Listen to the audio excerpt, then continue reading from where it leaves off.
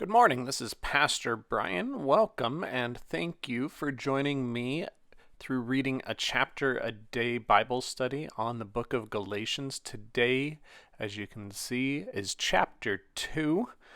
Let's just jump right in today and find out what Paul has to say to the Galatians. Then after 14 years I went up to Jerusalem again with Barnabas, and I took Titus along also. I went there because of a revelation, and I laid out the gospel that I preached to the Gentiles for them. But I did it privately with the influential leaders to make sure that I wouldn't be working or that I hadn't worked for nothing. However, not even Titus, who was with me and who was a Greek, was required to be circumcised. But false brothers and sisters who were brought in secretly slipped in to spy on our freedom, which we have in Christ Jesus, and to make us slaves. We didn't give in and submit to them for a single moment, so that the truth of the gospel would continue to be with you.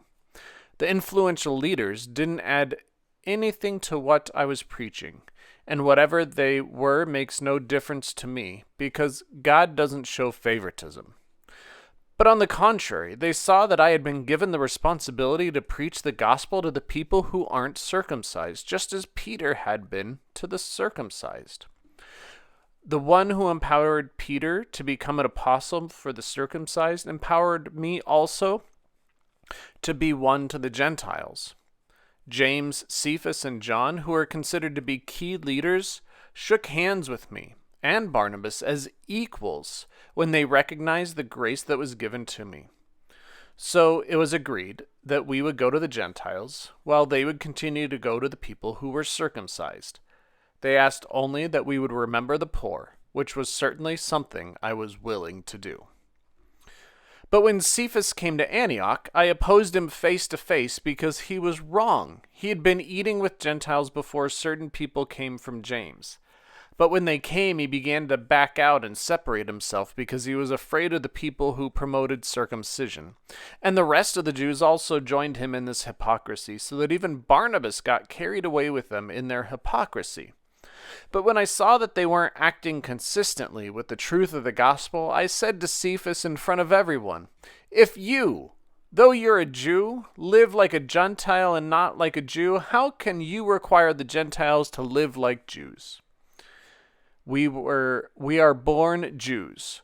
We're not Gentile sinners. However, we know that a person isn't made righteous by the works of the law, but rather through the faithfulness of Jesus Christ.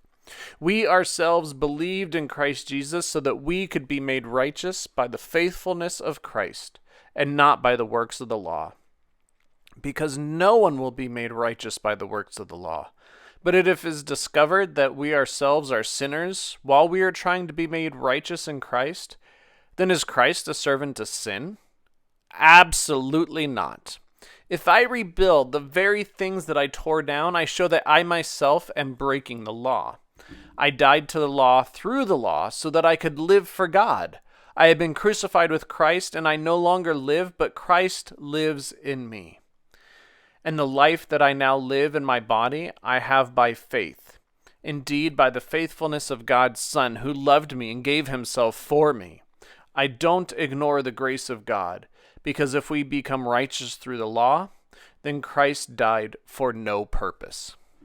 So that's the end of chapter 2. We see Paul is explaining to them, the Galatians, that he's had some encounters with the leaders in Jerusalem and Peter, Cephas specifically, and that he's even had public confrontations with Peter, and not to say that he's better than Peter or to say that Paul's right and Peter's wrong all the time, but just to say that they are able to have that kind of relationship and figure out what is best for the church, and that maybe acting one way around some people and acting another way around other people isn't helpful for the church. And that maybe the church needs to have this agreement for everyone that this is just the way that you act, whether it's whether you're with Jews or Gentiles that believe in Christ Jesus.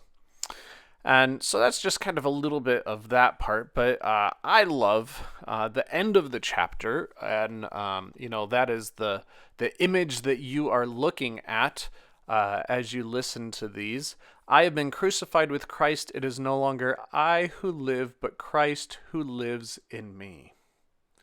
That is such a beautiful saying. It's a reminder that we have died to sin and the devil and all of those things. And that's a lot of what we talk about in baptism, is that the old has died and the new has been born.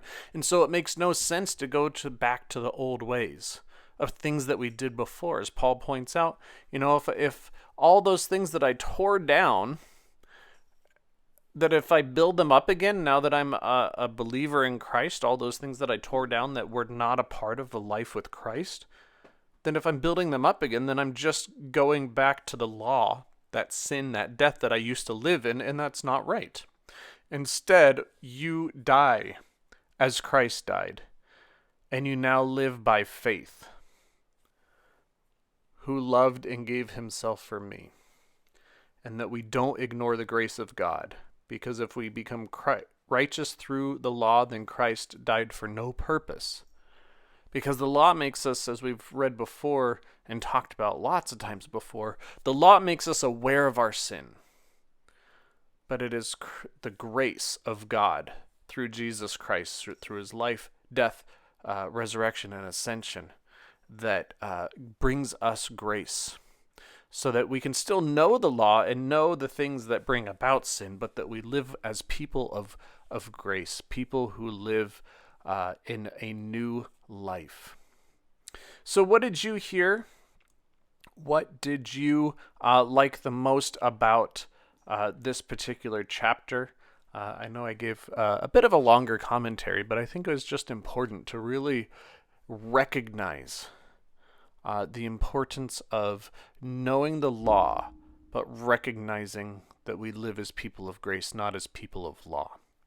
So what stuck out to you? What interested you? What confused you? Write it down, share it with a friend, share it with us. And I hope you enjoyed today's chapter, and I hope that you can join us tomorrow. Take care of yourselves, and God bless.